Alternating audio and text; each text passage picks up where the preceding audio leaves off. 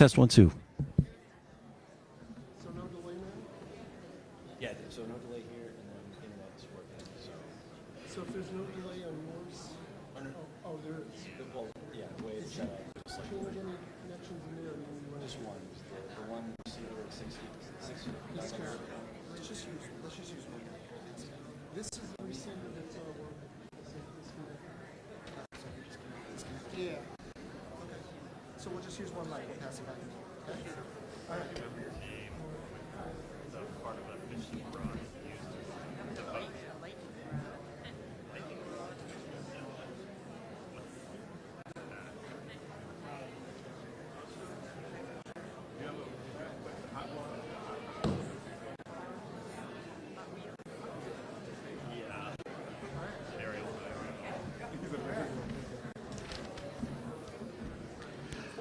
All right, welcome everyone. We're going to be doing a delicate dance of passing a microphone back and forth tonight. I want to welcome everybody to tonight's conversation. This is a conversation that I'm sure many of us feel like is more salient and more immediate in light of the tragedy that happened in Pittsburgh only, a number of months ago. And I think that more than anything else, one of the ways that we deal with anti-Semitism is, of course, building bridges. It's, of course, finding advocacy efforts to make sure that hate speech has a limit to it, but also, more than anything else, the way that we deal with anti-Semitism is through education, through understanding, and through knowledge. And tonight, we come together to do that. And so I want to formally welcome everyone here. My name is Rabbi Mark Katz. I am the rabbi here at Temple Ner Tamid. And I just want to say that what we're doing tonight is part of a larger series, the Tzedek Leadership Series, where we're going to be bringing in key thinkers and speakers from all over to talk about some of the most salient and pressing issues in our world today. And today we couldn't be more pleased to have Jay Johnson with us tonight.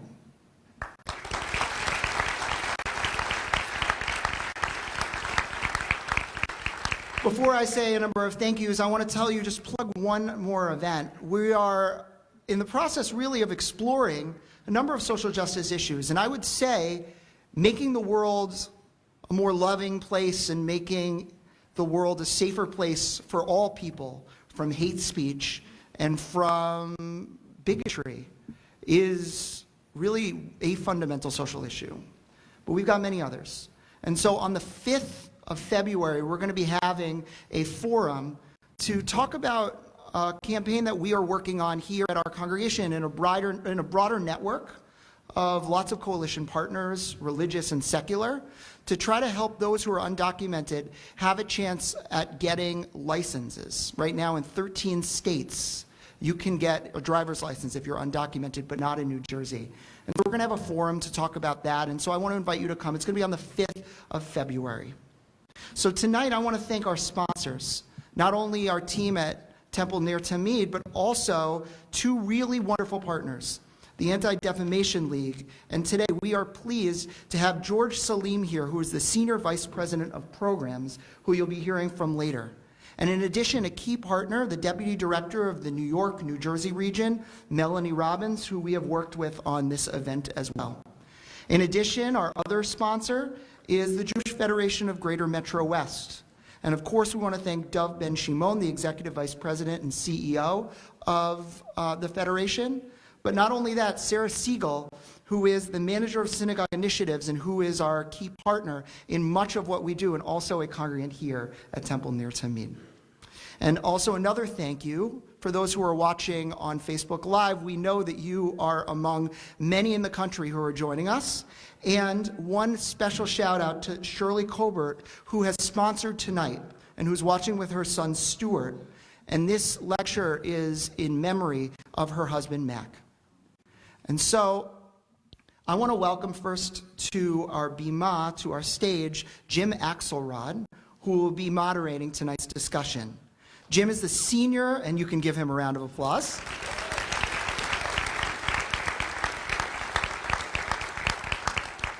Jim is a senior national correspondent for CBS News, and he's reporting for CBS This Morning, in the CBS Evening News, CBS Sunday Morning, and other CBS News broadcasts.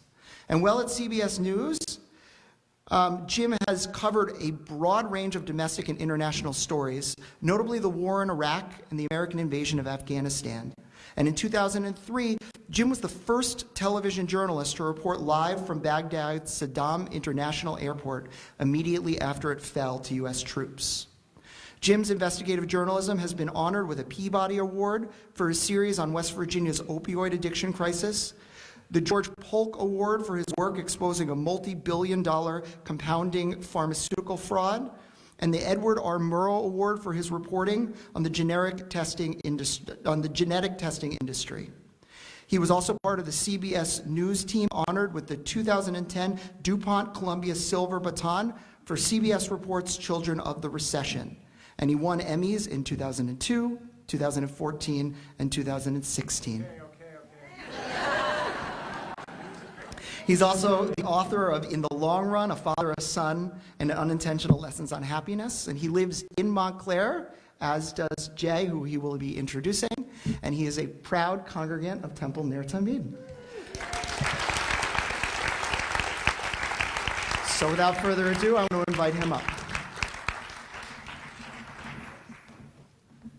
Wonderful, wonderful, wonderful. I'm also here to give you the GoFundMe page for the new sound system here. Let me start off by thanking Rabbi Katz for that very nice and totally unnecessary introduction. And also just tell you, Rabbi, that I speak for so many people at the congregation, and I know this because of the conversations I've had. We are just feeling so fortunate that you are leading us. So, wow, this is great. Nights like tonight are why Stina and I feel so grateful to be a part of not only this congregation,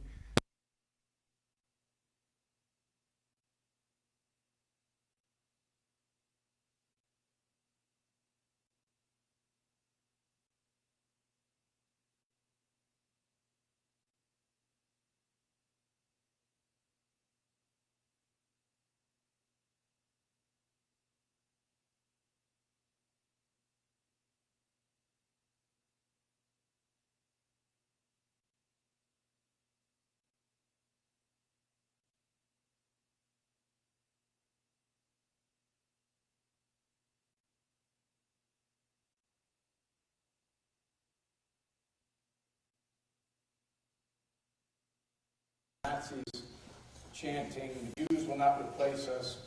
It disgusted me. But it was the Tree of Life shooting in Pittsburgh that the rabbi was talking about 87 days ago, just 87 days ago, that moved my own personal needle from disgust to alarm and something actually approaching fear. Something about the intolerance in Charlottesville seemed, sadly enough, easier to shrug off in some way, this feeling of having seen it before. I mean, Skokie is now more than 4 decades ago.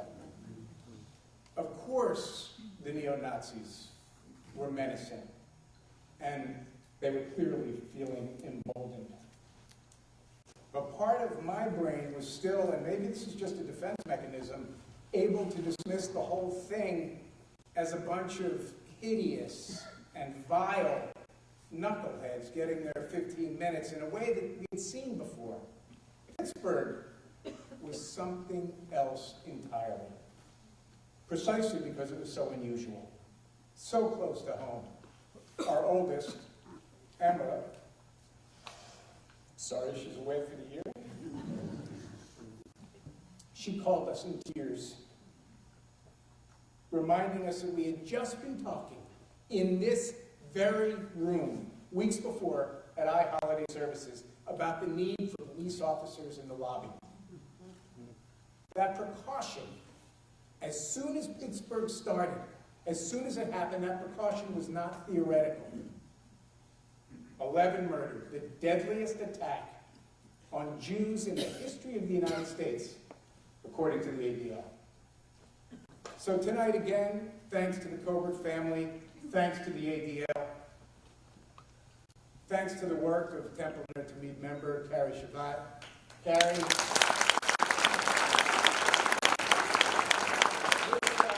this guy, as you all know, walks the walk in terms of building a better and stronger community. And he really put this night together. But most importantly, thanks to the former... You got to claim that too.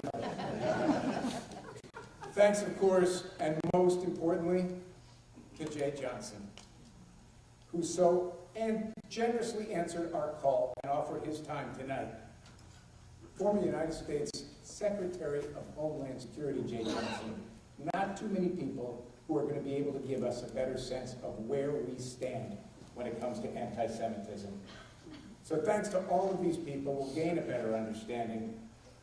And I just want to say thank you to all. Now, it is hard for me to believe that there is anyone in our community who's not familiar with Jay Johnson, one of our community's most prominent residents. He has had an extraordinary career in both the public and the private sectors, highlighted, of course, by his service to our country as its fourth Secretary of Homeland Security from 2013 to 2017 in the administration of President Barack Obama.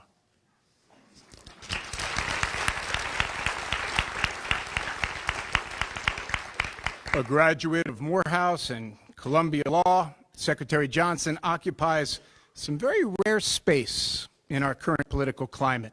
He is respected on both sides of the aisle. Just last month, he was awarded the Ronald Reagan Peace Through Strength Award at the Reagan Library.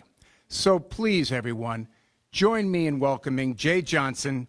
Mr. Secretary, if you don't mind, let's get this discussion started.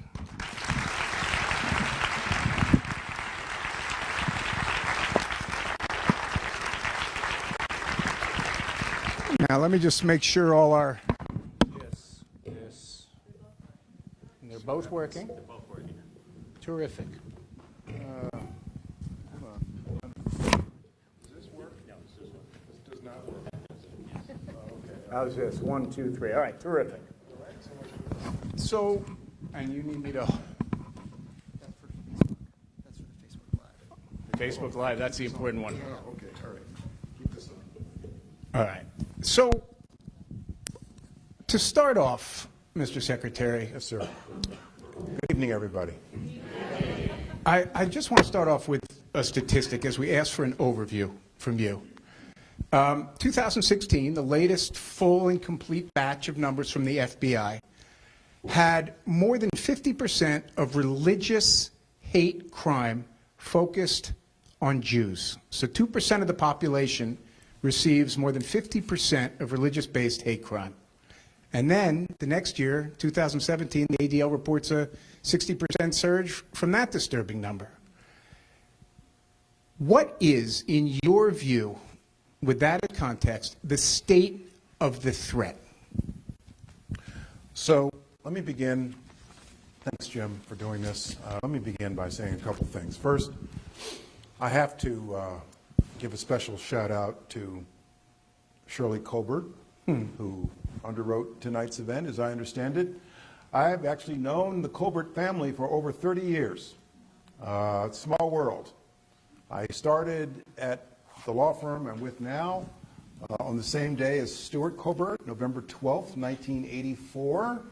And I happen to have been the one to introduce him to his wife, Marcy, of 30 years. How's that for a small world? I was told at the time that when you introduce a married couple, you're entitled to a percentage of their kids' income for life. That hasn't happened yet.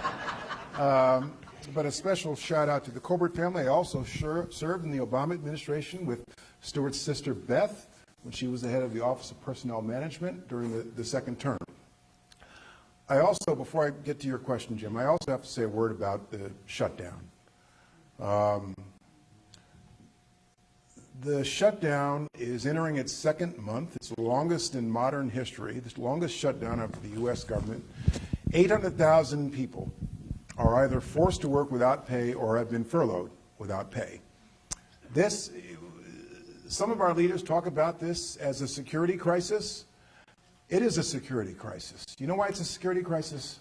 Because the very people we depend on to protect us, land, sea, and air, TSA, Border Patrol, Coast Guard, the Secret Service, our cybersecurity experts, our customs agents at the airports, ports of entry, who inspect things and people as they enter this country, we are forcing to work without pay. And we're talking about people, and I know this workforce because I led it for 3 years, who make 30, 40, the starting salary of a TSO now is about $28,000 a year. They literally live paycheck to paycheck. And on Friday, they're going to miss their second paycheck. And we are taking these people we depend on for our safety and inflicting all kinds of stress and anxiety, anger, and uncertainty in their personal lives and the lives of their family. In my opinion, the most basic function of our political leaders in both branches is to keep the government open and pay the workers. And right now they're failing at that. And all of you should be incredibly upset about that. Imagine if this were a private company and the CEO and the board of directors were having a fight over how to spend a small fraction of the total budget of that operation, and they shut down the entire business because of it. I think the shareholders would be pretty upset. And you all are the shareholders. So all of us, first of all, I hope your thoughts are with the workers who are literally on bread lines right now, who support us, and that this thing ends soon. Jim, let me get to your question. So I believe that the lid has been peeled off of hate in this country. And bigotry and hatred do not discriminate. And that sounds absurd, but bigotry and hatred do not discriminate. Bigotry directed at Jews is most often also directed at blacks, Hispanics, people of color in general, people of different religions, Muslims, people who are different. And so we celebrated Dr. King's 90th birthday yesterday. He was a Morehouse graduate. I'm a Morehouse graduate. I went to college with his son. I like to think of myself as a disciple of Dr. King. And he used to say, injustice anywhere is a threat to justice everywhere. And no man is an island. Every man is part of the continent. And so I've been struck by Charlottesville, by Pittsburgh, and George, who's going to talk a little bit later, who used to work for me at DHS, and I attended a dinner in honor of a former law partner of mine, Robbie Kaplan, a couple months ago. It was right after Pittsburgh. And she was the honoree. Robbie Kaplan is a lawyer. She does public interest litigation now. And Robbie makes a lot of people angry. She shakes it up. She argued in the Supreme Court the unconstitutionality of the Defense of Marriage Act. And the Supreme Court, as a result, declared that law, which was a law that required the federal government not recognize gay marriage. Robbie took that to the Supreme Court, and it was struck down. In her remarks, she said something that I haven't forgotten. She said she gets more hate mail, more hate in Twitter, emails, not because she's a woman, not because she's a lesbian, not because she brings the type of cases she brings, but because she's Jewish. She receives more hatred hurled at her because of her religion, because she's Jewish. And so I'm not surprised at the statistics that have been cited. The lid has been peeled off, and there are people now who feel emboldened to express their hatred in this country. When you started, December 23rd, 2013 is the first day you served as Homeland Secretary. Remember it well. When you started, where was hate in general and anti-Semitic based hate specifically on your radar screen? Well, it was an evolving process. And when I came into office, I had come from the Department of Defense. I was the general counsel of the Department of Defense. And counterterrorism was probably uppermost on my mind. I used to give the legal sign-off for a lot of our counterterrorism operations overseas. We were very focused on Al-Qaeda and then ISIS. And so when I came into office as Homeland Security Secretary, I was very focused on those terrorist organizations and taking the fight to them overseas, but also our countering violent extremism efforts here at home.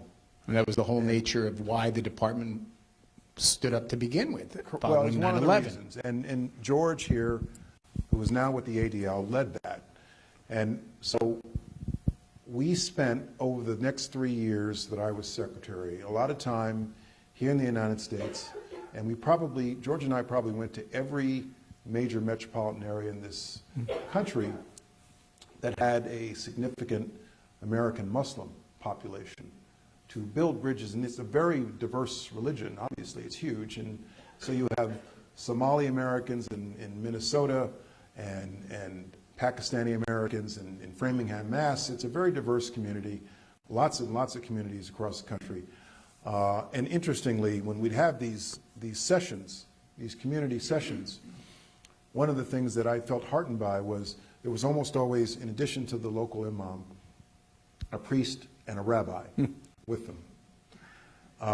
But as things progressed and as we say in Washington, our CVE efforts evolved, we also began to realize that we needed to focus much of our effort on countering anti-Semitism.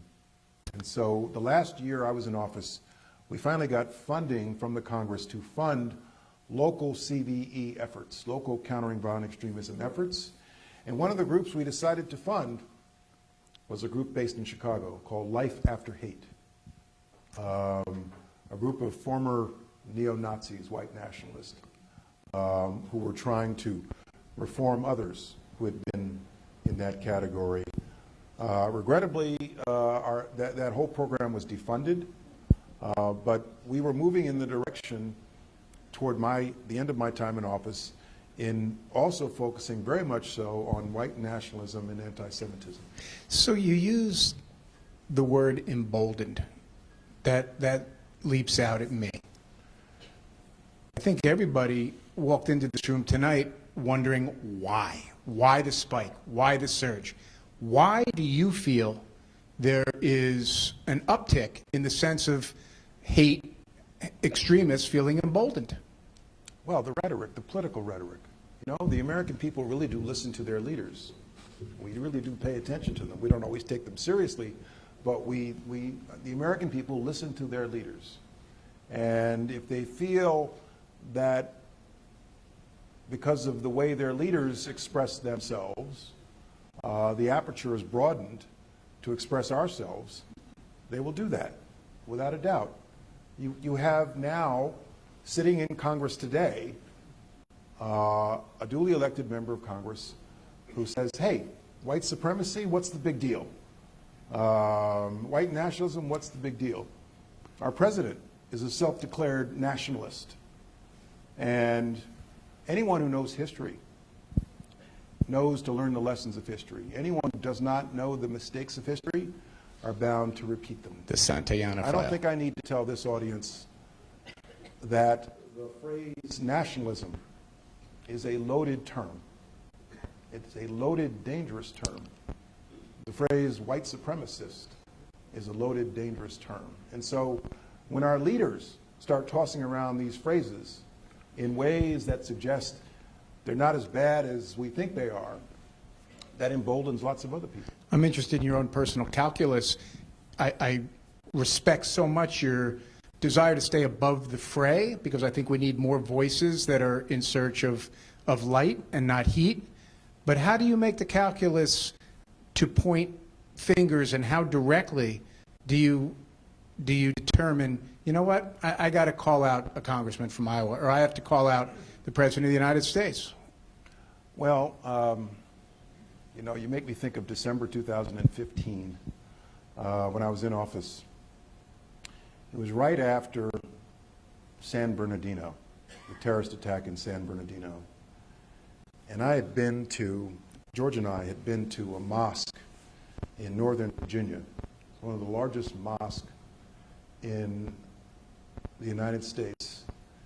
And we went back there right after San Bernardino because I thought it was important to stand with American Muslims, much the way George Bush, 43, did right after 9/11. And this mosque stood out because they had a Girl Scout troop, a Boy Scout troop. They said the Pledge of Allegiance at the beginning of the program, and we went back there. 2 days after. And 2 days after San Bernardino. And so I'm taking questions from the press after this terrific program, and this reporter asked me, "Sir, what do you have to say about what Donald Trump just said?" And I said, "I don't know what you're talking about." And the reporter repeated it to me. "Well, he just said that we should ban all Muslims from entering the United States." This, at the very hour I was having this press conference. And I gave my usual, first of all, I couldn't believe he said it, but I gave my usual semi-diplomatic answer. We have to deplore hate wherever it exists. And I remember as I was walking out of the room, it was about this, the room this size, a little boy said to me, "Sir, aren't you going to denounce what Donald Trump said?" And the next day, I was on MSNBC with Andrea Mitchell, and I did. Turns out that I may have gotten into some hat shack problems because you're not, when you're a sitting office holder, you're not supposed to take sides in political races. But you know what? I'll take that because what he said was so deplorable, and it actually was a setback in our Homeland Security efforts to have a major candidate for president say such a thing, that it just had to be called out. But to get back to your question, Jim, I try to occupy a certain space where I'm not pointing fingers, laying blame, making personal attacks, because we're so divided politically that if you're too sharp, you're going to lose half your audience. Half your audience will shut down and not listen to you anymore. And I'd rather keep the entire room listening to me as opposed to just half the room. I did a piece last night on the Covington Catholic situation. You should see my Twitter feed. I can only take some consolation from being called an idiot from both sides. Maybe that's when you know you're doing something right? Yeah. So let me just circle back to something. We're talking generally about hate. I would like to talk a bit more specifically about anti-Semitism. First of all, let me just start out with your take. Why? When I give you this number, 50%, more than 50% of religious-based hate is focused on Jews, 2% of the population. Can you just, I mean, we all have our opinions about it. You tell me what yours is. Why? Why that disparity in terms of targeting? Think of two things. One, it's emanating from communities where people who are Jewish Americans are in some way foreign, and in some way, in the same way people feel threatened by immigration, people feel threatened by African Americans, people feel threatened by Jewish Americans in some way. By the other. The other category. In the same way, a lot of people feel threatened by gay and lesbian people. And it's all based on stereotype. It's all based on the unknown. And you know, very often, in my experience, in public office, and in my experience as a black man for 61 years, so much of hatred is directed at us because of ignorance about who we are and how our similarities overwhelm our differences. And as I said earlier, I believe the lid has been peeled off, and Jewish people are the victims of that. In your view, is there any... Charlottesville was a much, was as much about race as it was religion, and it was as much about religion as it was race. And I believe that the attack in Pittsburgh was an attack on me, as well as it was an attack on you. Is there the anti-Semitism of a David Duke?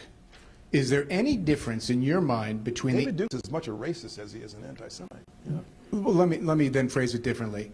Do you see a difference between anti-Semitism of the left and anti-Semitism of the far right? In other words, is Louis Farrakhan's anti-Semitism any different than David Duke's? Yes. How so? Geez, you got an hour? Okay. You're asking me to be a sociologist now. Is one more likely to be expressed in a violent manner? Do we in this congregation, should we be fearing one side of, or one form of that anti-Semitism as opposed to another? Look, I believe that all of us should be concerned about hatred that is then expressed through violence. And we saw that with Timothy McVeigh, 1995, directed against the federal government and all those who work for it. We saw this in Pittsburgh. We saw this in Charleston, South Carolina, and with the shooting in the black church there. And so those who are, what alarmed me most about Pittsburgh, and I said this publicly, is that there are people now who feel emboldened to express their hatred and feel that it's on them to express that hatred by picking up a loaded weapon. And that somehow there's some segment of our society that approves of that and is rooting for that. So and that's the new environment we live in, and it's a dangerous environment, absolutely. It's dangerous, it's horrifying, petrifying, and I know a question that It's disappointing that we have to have all this security outside. Gets me back to that discussion we had as I walked into Rosh Hashanah services this year. Again, it was not theoretical, but it wasn't as immediate as it's felt a month later after Pittsburgh. But in terms of what we can do about this, as Jews, as Americans, what do you suggest? What do we do to combat the rise of anti-Semitism? About a year ago, in my speeches, I started saying to audiences that the decline in the civility of our political leaders and their rhetoric is so bad that those of us in the rest of society have to rededicate ourselves to promoting civility and respect in the various other institutions of American life. So those of us in education, those of us in religion, those of us in the legal profession, those of us in healthcare, those of us in the military and law enforcement have to rededicate or business generally, have to rededicate ourselves to, those of us who lead these organizations have to rededicate ourselves to promoting civility and respect and tolerance in those institutions, because we cannot depend upon our political leaders anymore to do that. And so those of you who are school teachers in this room, rededicate yourself to teaching your students about respect for others and teaching that those who cannot respect differences have to be dealt with swiftly. Those of us in the military, and it's difficult in the military when your own leaders, your own civilian leaders, have a different code of conduct than what is expected of those in the military. Those of us in the military, those of us in law firms like me, those of us in entertainment, we have to rededicate ourselves to these certain basic principles because we cannot depend upon our leaders to promote this for us anymore. Just after Pittsburgh, I was in California at San Jose State interviewing Harry Edwards, who was at one point a Black Panther. He was the organizer of the 1968 Olympic boycott. And I asked him, are we on the downside of the mountain? Has America peaked and we're heading on the downside of the mountain? And he looked at me, and this had been a fairly radical guy, and said, no, man, no. He laughed at me. He said, I lived through 1968. We didn't just yell at our politicians. We were shooting and killing them. Martin Luther King Jr. was killed in 1968. Where are you? Are you an optimist about when you look at hate and when you look at anti-Semitism? Is this a fever or a virus? So I'm going to tell you a story. You're looking at me like, oh, he's going to read something. No. I'm going to tell you a story. I am an optimist. It's in my DNA. In the 1940s and 50s,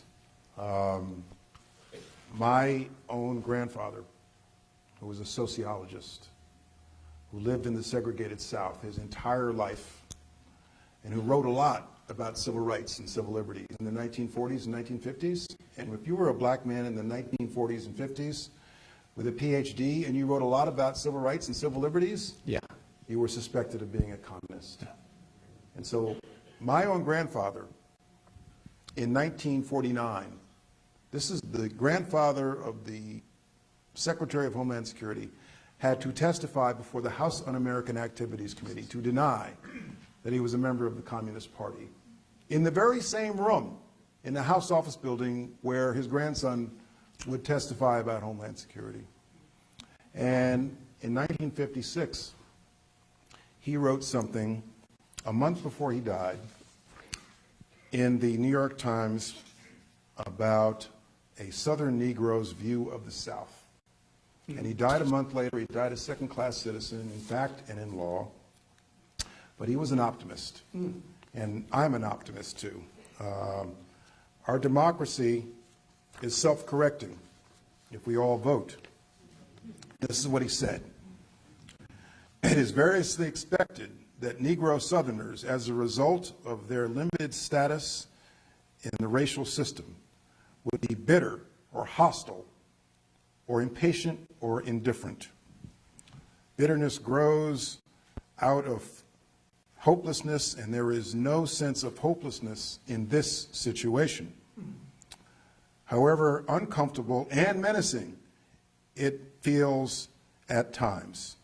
Faith in the ultimate strength of the democratic philosophy and code of this nation as a whole has always been stronger than the impulse to despair. So that's my grandfather, and that's in my DNA. And I am an optimist. I'm an optimist because we are a democracy. Our leaders are accountable to those of us in this room, and we have an election every 2 years, as long as people vote. And so I believe things will change. I had a similar experience when I was covering George W. Bush. I was on Air Force One, and we flew into Russia.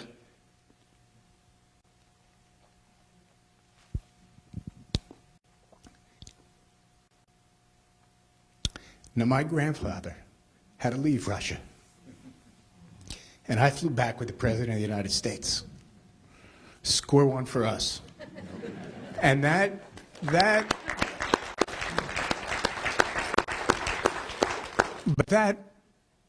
why I get so upset with fake news and the questions about patriotism among journalists.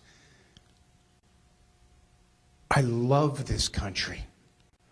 And I didn't think anything would ever dent that after that experience I had.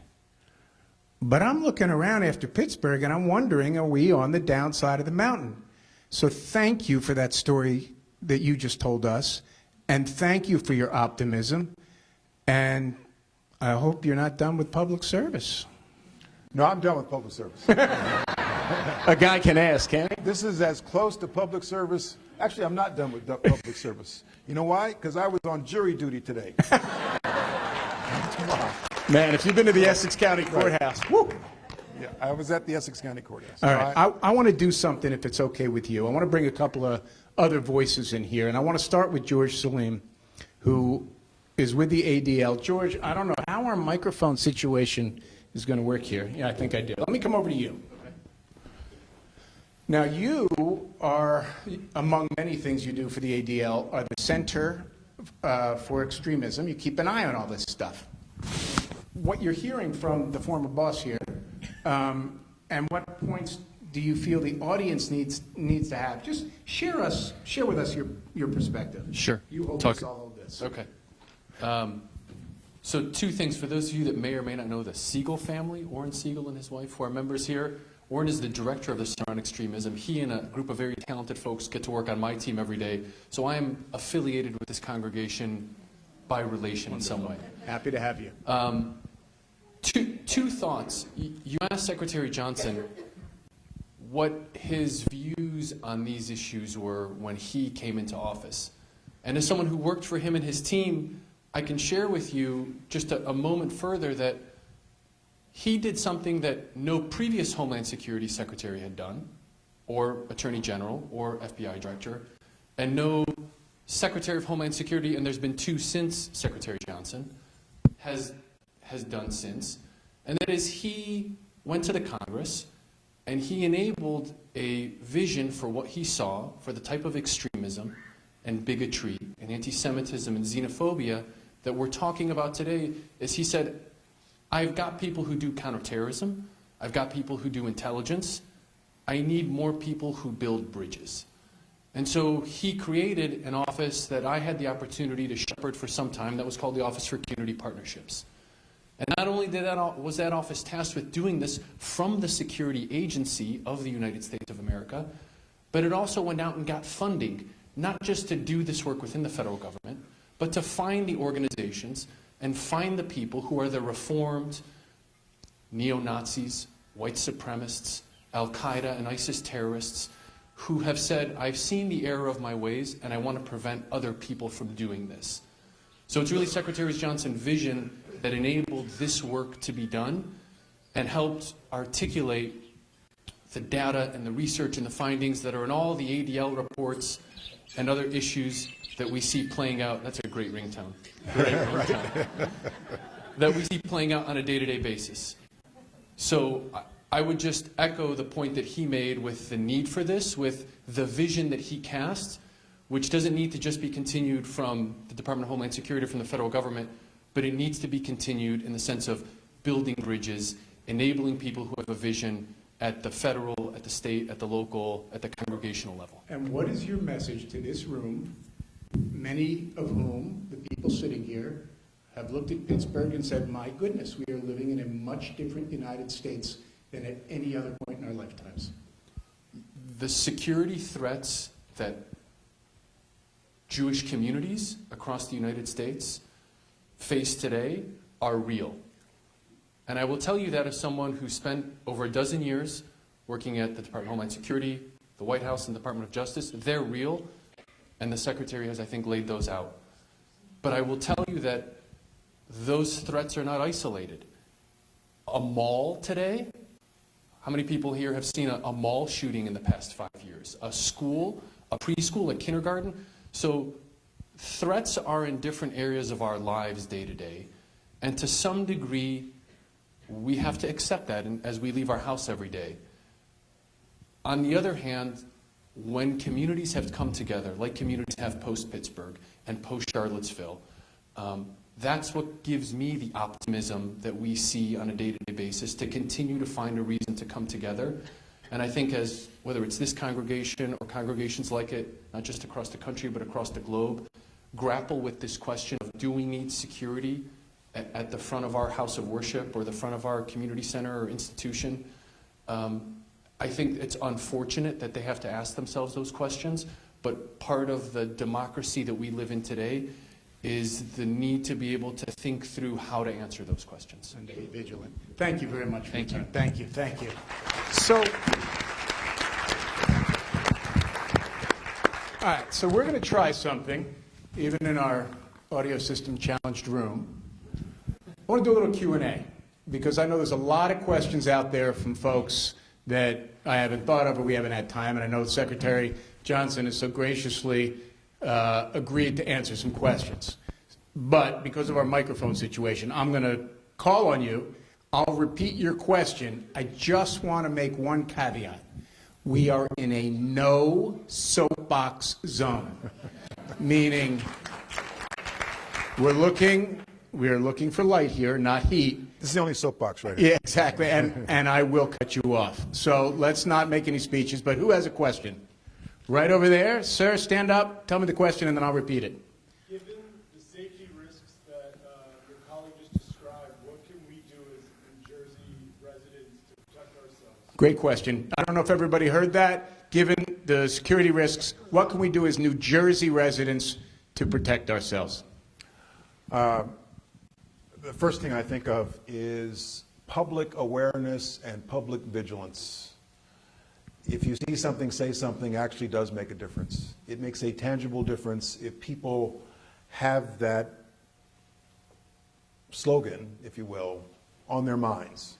When they see suspicious behavior, not suspicious looking people, but suspicious behavior, suspicious packages, and things like that. And you may recall September 2016, there was a pressure cooker bomb detonated on West 23rd Street in Chelsea, and then there was one here in New Jersey set off by the same person. It's a miracle. Nobody was killed. And there was a second pressure cooker bomb left a couple blocks away in Chelsea. And it was left in a suitcase. New York being New York, somebody opened the suitcase and took the suitcase and left the bomb.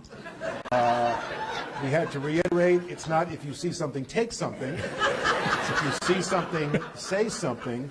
But a pedestrian came along and she phoned it in and she said, I see all these signs in the subway that says if you see something, say something. And that was uppermost on her mind. And so we in Homeland Security, we entered into partnerships with the NFL, Major League Baseball. So for starters, public awareness and public vigilance. I do not suggest, as have some, that you go out and buy a gun. I think there's a lot more we can do for gun safety, to take assault weapons, for example, out of the hands of dangerous people, consistent with the Second Amendment, but also, supporting your local community in building bridges across the community. Teach your school children about school safety. Encourage the school administrators, teachers, your principals, to teach your kids, and I hate to say this, but to teach your kids basic principles like run, hide, fight. It's a sad commentary that we have to think about this for our school children, but vigilance in the schools, insisting that the administrators of the schools where you send your kids are thinking about these issues as well. So those are two things. But in the most broad and narrow ways, what you're suggesting is all it takes for evil to triumph is for good men and women to do nothing. We have to do something. Questions? Sure. Thank you. So I'm not sure who this question is for, whether it's you or George, but just given what's happening, like with the Women's March and everything, I feel like part of the thing that distresses me is sort of how people seem to be getting into their own,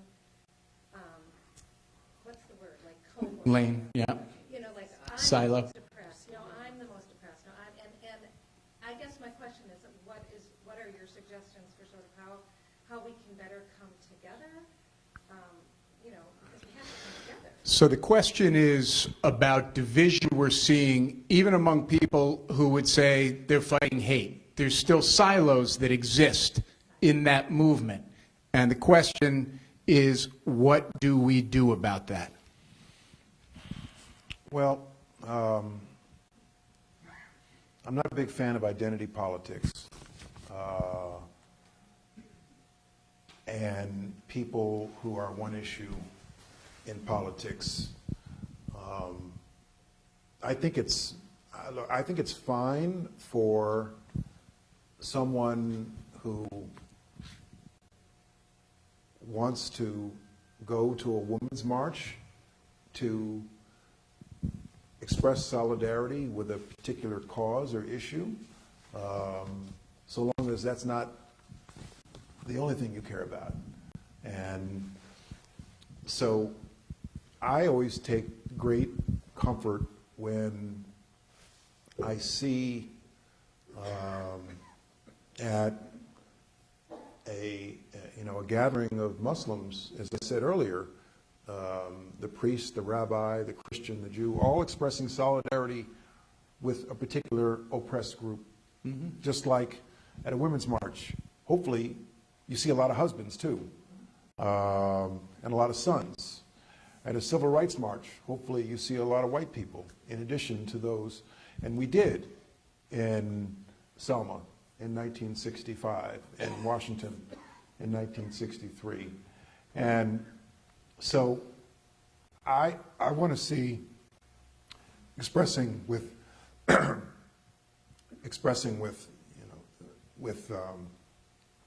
Jewish Americans, Christian Americans, African Americans, Muslim Americans, all coming together to say this is an American value. This is an attack on the fiber of who we are as a diverse nation. And just like just in the little microcosm of my law firm, when we talk about issues of diversity or gender diversity, and people say, we got to do something about this, we got to do something about this. And I say, yes, we do, but don't just depend upon me as the black partner or my female partner to be the ones to do something about this. You white males have to take this issue on and show the rest of the firm that you're serious about it. And so when America en masse, America at large, recognizes that an attack on one is an attack on all of us, that's when you'll see real change. As we say in my house, there must always be something bigger than you that you're committed to. All right, moderator's prerogative. I'm going to the rabbi. So, observations, questions, remarks? Yeah. So I thought that one of the more thought-provoking questions that you asked was the question about why anti-Semitism. And the truth is, anti-Semitism is one of the oldest hates that there is. And the reason that anti-Semitism is so diverse and the reason that it's so difficult to deal with, right, that David Duke's anti-Semitism is very different than Louis Farrakhan's anti-Semitism, is because at the end of the day, there are these kind of, let's call it baggage of history that's made its way up. And that some of the kind of modern day things that you hear are actually products of deep-seated hatred that have been around for a really long time. So for example, I actually found that one of the best statements about anti-Semitism that I saw this whole year was Black Klansman. And if you haven't seen it, it is an incredibly Jewish movie, along with being about race. And the truth is, if you know the story, there is a Jewish character. Movie, another Morehouse graduate, by the way. Yeah. Okay. There's a Jewish character who has to profess that he's not Jewish in order to get into the Klan. And one of the things that makes that so scary, right? Jews are so scary to the Klan, is because Jews, yes, are outsiders by being Jewish. But also, and I acknowledge right now that there are many Jews of color, and we have many Jews of color in our congregation as well. But on the whole, when people think about Jews, they think of white Ashkenazi Jews. And this idea of kind of an infestation into whiteness in America is actually quite scary for white nationalists. And so that is not a new idea. I mean, in fact, the Inquisition was originally started because people were worried that people who had converted to Christianity weren't real Christians because they still had vestiges of their Judaism. That's the exact same notion. Same, by the way, with the fact that when people marched in Charlottesville and they screamed, "Jews will not replace us." What that ultimately was a statement. It wasn't actually about whiteness there. What it meant was that there was a plot on the part of the Jewish community in the United States to bring in refugees and immigrants and to water down the white majority in the United States so that whites would be replaced by minorities in the United States. That's what "Jews will not replace us" means. And at the end of the day, that is a trope that has appeared for a very long time. That was a trope that your grandfather was product to in Russia with the ideas that Jews have these councils to try to take over the world, that they've got these greater plots, that their job is to kind of infest and to put their tentacles in everything.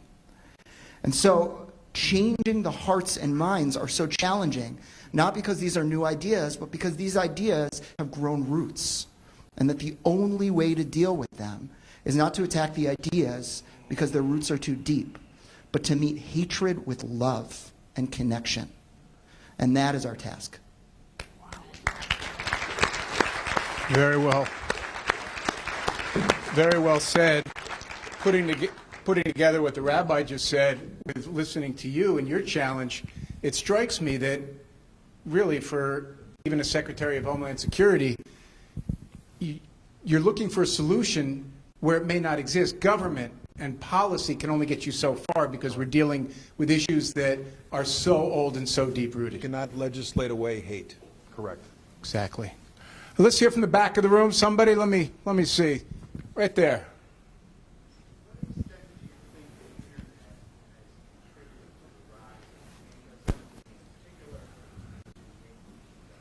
Fantastic question. The question for folks who didn't hear was about the internet and the role of social media in fomenting hate. So, yes, the internet foments hate, all right? Sir, how old are you? 56. All right, well, when you and I were growing up, we got our information through 5 or 6 basic ways that had standards. CBS, NBC, ABC, your local newspaper, and if you grew up in the New York area, WABC 770 radio. Plays all the hits, 3 in 1 hour.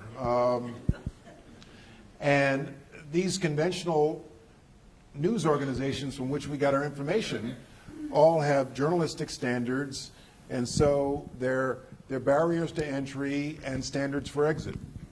Now, with the internet, you can read or see just about anything.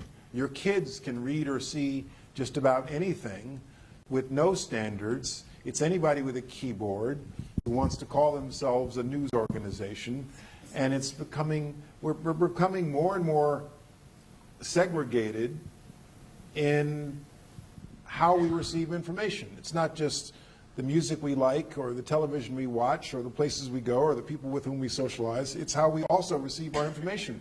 We're becoming more and more segregated in our taste.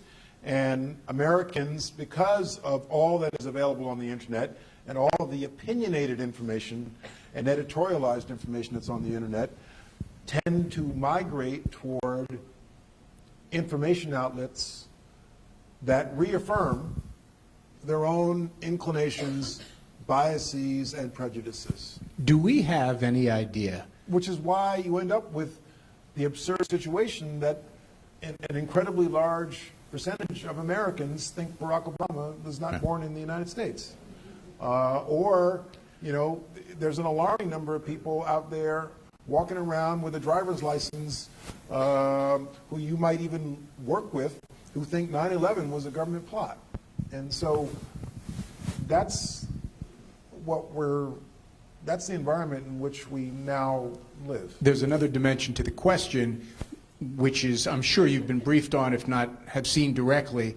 Do we have any idea the sort of the dark parts of the internet and the trolling and the hatred and the communication that's done in terms of recruiting people? How bad is it? No, we don't. We can't. There are dark parts of the web that we just cannot always patrol, monitor, and the government, frankly, should not be in the business of regulating speech in a free and open society. They do that in other countries. We should not be doing that here.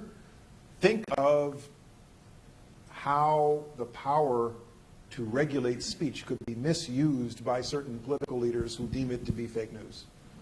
And so I come back to what I said before about public awareness and public vigilance. It's on us to be more scrutinizing and skeptical of the things that we consume, the things that we read and hear. Just like hopefully you're careful about what you give your kids to eat after looking at the ingredients on the package. Be more careful about the information that you and your family members go to and consume. Bud.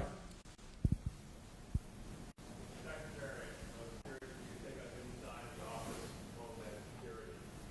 Was there a moment during your service or issue or story or policy that fit in your own personal ethic, your own personal beliefs, versus what you thought would be best for that created a I'm not sure. Did everybody, the question was, during your time as secretary, was there a moment, an issue, where your own personal beliefs conflicted with what you felt was required to best discharge the responsibilities of your office?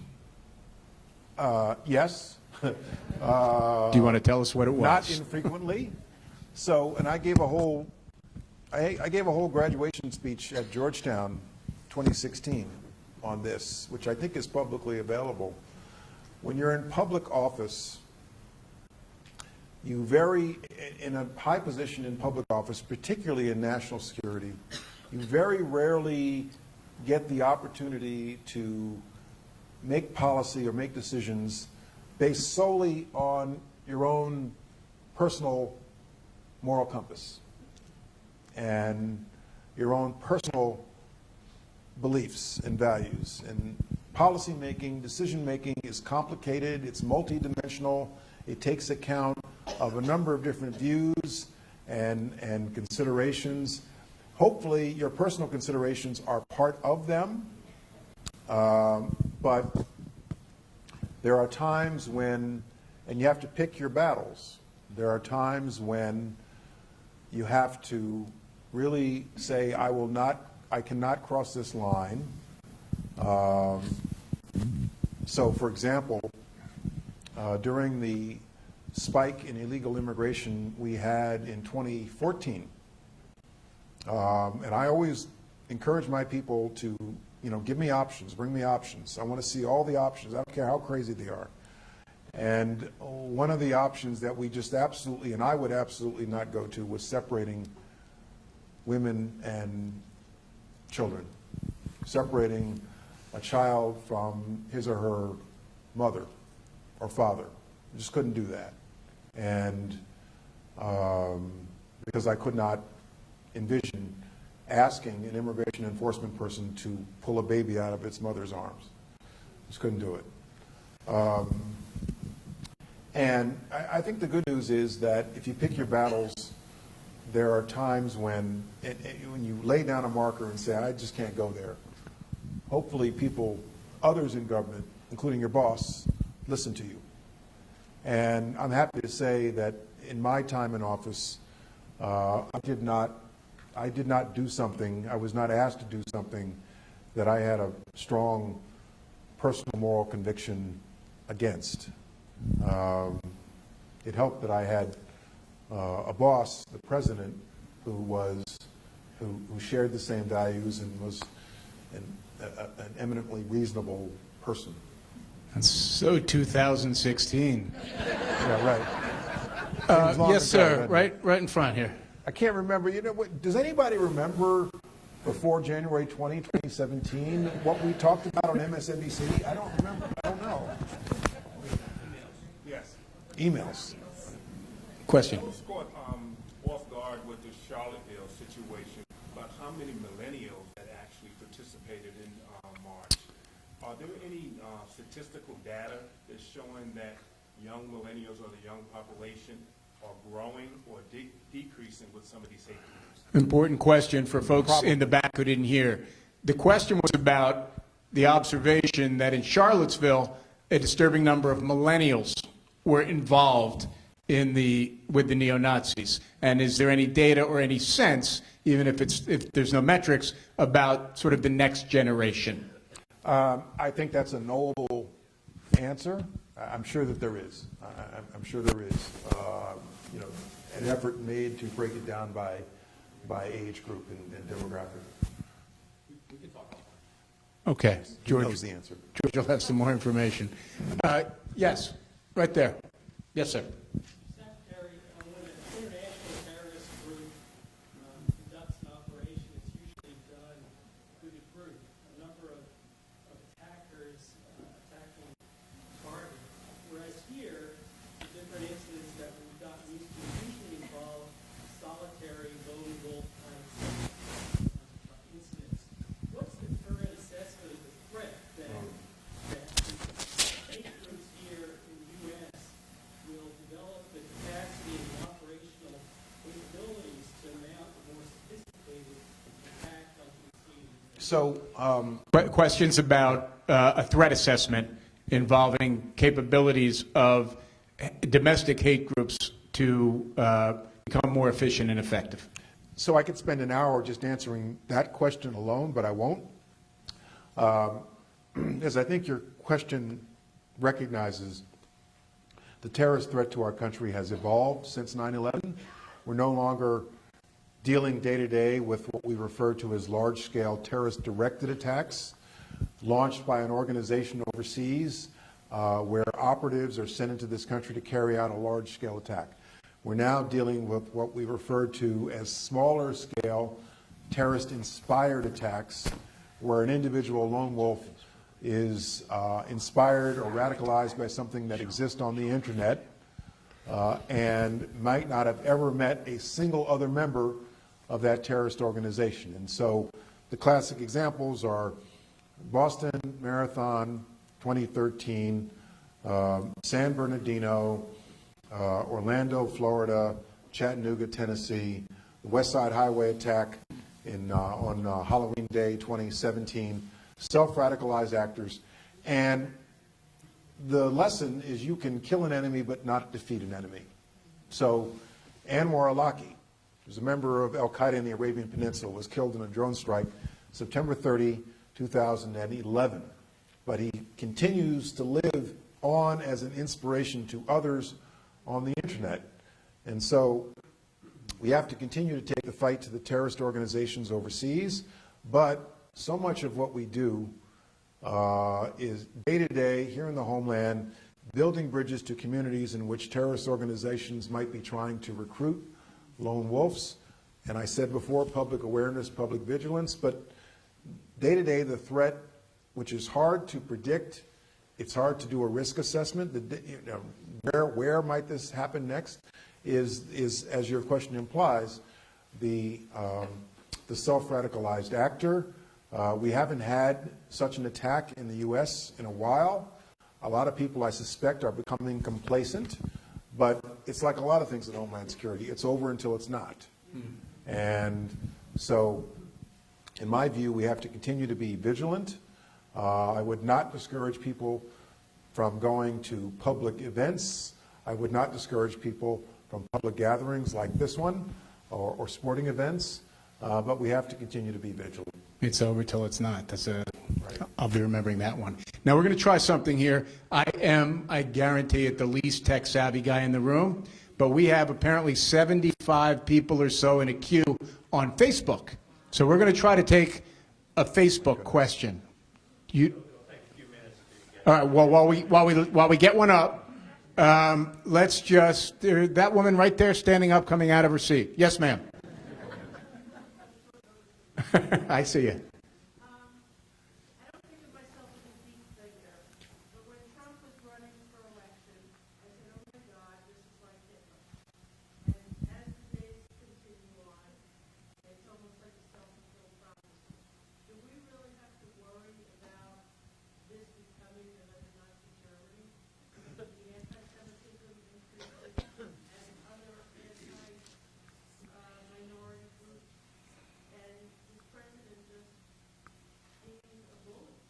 So the question posed to the Secretary is about what kind of worry should we be feeling as a community about what the question asker was saying with what she has seen since Trump's election and what she feels has been kicked off in this country.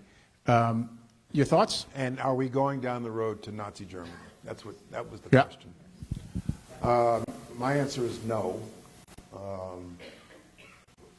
We are a democracy, and our democracy works as long as people participate in it. We have the opportunity to self-correct every 2 to 4, 8 years. I believe in the pendulum theory of American politics. Voters tend to want something radically different from what we had for the previous 8 years. And so after Nixon Ford, we got Jimmy Carter. After Jimmy Carter, we got Reagan Bush. After Bush won, we got Clinton. After Clinton, we got Bush again. After Bush, we got Obama. And then after Obama, we got Trump. There are no two human beings on earth more different than Barack Obama and Donald Trump, believe me. But to be serious for a moment, I'll tell you something that's, I'll tell you a little story that I haven't talked about publicly. So, Pittsburgh, there was a doctor who was killed by the name of Jerry Rabinowitz, who was a leader in his community, treated AIDS patients in the 1980s before lots of other physicians would treat AIDS patients. He happens to have been the brother-in-law of one of my law partners. And I was, right after Pittsburgh, my law partner rushed to Pittsburgh to be with his sister, Dr. Rabinowitz's wife. And I emailed him. I said, this is terrible. And I was about to go on one of the Sunday shows. And I asked him, what would your sister like me to say? And this is in her moment of grief. And the answer was, my sister says, tell everyone to vote. And that's why I believe the answer to your question is no. We're not going down that road because we're a fundamentally different nation. We're too great a nation. Let's not forget that we are the most diverse country on earth. And it's part of our fabric, and it's who we are as a society. And every once in a while, we need a reminder of it.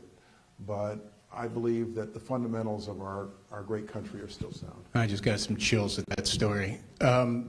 Quickly, how much do you believe what we have seen in this country, to some degree, is a reaction to electing an African-American president? Oh, I knew you were going to ask me that. Okay. That's what I'm paid to do, Jay. Yeah, so I was doing an interview on ABC right after Charlottesville. I tend to show up on TV a lot when bad stuff happens. Nobody wants to hear from me when there's good stuff happening. And thank you for that. Martha Raddatz asked me, with 12 seconds left in the interview, she asked me, do you think that Charlottesville is a reaction to Barack Obama? And I gave the reflexive answer, of course not, in 12 seconds. Of course not. You know, President Obama spent the entirety of his career bringing people together, not dividing people. But what she was really asking me was what you just asked me. Do you think that much of what we are seeing, much of the current climate, is the result of having a black president for 8 years? And the best way I can answer that, it's a nuanced answer, so I'll try to state it carefully. I believe that, as I said, the lid has been peeled off, a lot of hatred, and a lot of this was under the rock, festering in certain segments because of the fact that we had a president of color.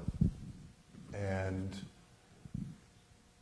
I've heard, and I think this might have been in Ben Rhodes' book or someplace, Barack Obama himself, I don't know this firsthand, has asked himself the question, did I come along too early? Was America ready for me? And I sure hope not. I was in Chicago the night of the election, 2008, and when we elected a black man president, that was something that I never thought I would see in my lifetime. And I felt like our country took multiple steps forward that night. And I wish I could show this group some of the emails I got after that from people who said, you know, congratulations, I am now ready to become a citizen in this great country. And that felt enormously good. And I think that that's the path, that's the glide path that our country continues on. Every once in a while, we take a couple of steps backward, but I think we're continuing on the march to a more perfect union all the time. I was just going to say, if you're taking 3 steps forward and 2 steps back, you really feel like you're going backward, but the progress is actually being made. You're still a step ahead. Let's try this face. Look at our Congress. I mean, our Congress is now the most diverse ever. We got a Facebook question? Yeah, we have a question from Perry, our very own Perry Spilo. Ah. She wants to know what the risks are, the security risks are because of the government shutdown. I'm paraphrasing. So, Mr. Secretary, you were talking at the top about the shutdown. What specifically are the threats that you were referencing, and how do they manifest themselves in terms of our nation's Well, security? this is a matter of common sense. If you tell a person who we depend on to screen for bombs, guns, in carry-on luggage or checked luggage at an airport, I'm not going to pay you for 2 pay periods, and I'm not going to tell you when I'm going to pay you next, and you live paycheck to paycheck to support you and your children, you're imposing on that person all sorts of stress and anxiety and anger and resentment. And 10 to 15 to 20% of them are going to call in sick. So, you know, I don't have to spell it out for everybody here. The very people, and I said it on the top, the very people we depend upon for our safety, land, sea, and air, we are imposing all kinds of stress and anxiety on because our political leaders refuse to pay them. That makes no sense. That makes no sense. And the irony that it's all about security. Right. So, I wanted to close by giving Secretary Johnson a chance to share some final thoughts with us. Well, one of the reasons that I accepted this invitation is because I feel very much at home with this audience. And it's going to sound a little corny, but I really believe it. When I look out on this audience, in this place of worship, I see my brothers and sisters. When we left New York City, when I was 6 years old, we moved to a community called Poughkeepsie, New York. Anybody here ever heard of Poughkeepsie, New York? Okay, all right. And we were one of the first black families to move to this particular community in 1963. In addition to my wife's family, who lived next door. I married the girl next door, literally, Susan DeMarco, sitting in the front row. In addition to the DeMarco family, this didn't dawn on me until years later. I didn't recognize this, but the people who took us in, and the people who invited us to their homes for meals, for play dates after school, were Jewish families that I went to school with. And I felt very much at home with them, and they felt very much at home with a black family in the early 1960s in Poughkeepsie, New York. I never forgot that. And I have not forgotten that. And when I got to my law firm, Paul Weiss, and there's an article written about this in the Wall Street Journal 20 years ago, my mentors were Jewish. Arthur Lyman, Simon Rifkin, and Morris Ingram, all Jewish men. And so I feel very much at home with this audience, and all of us have far more in common than what divides us. And so I hope we never forget that.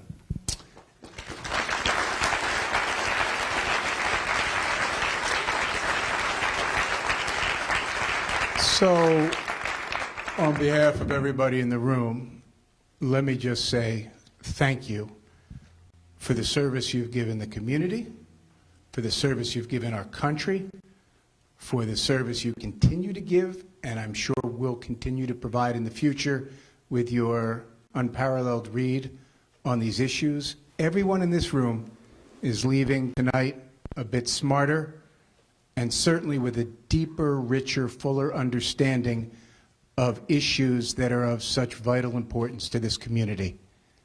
Thank you.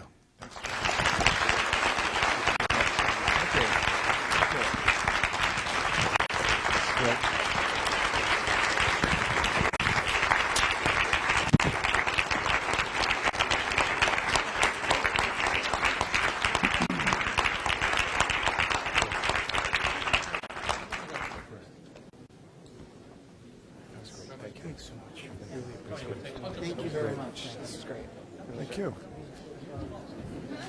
Here, can we grab Okay. a photo?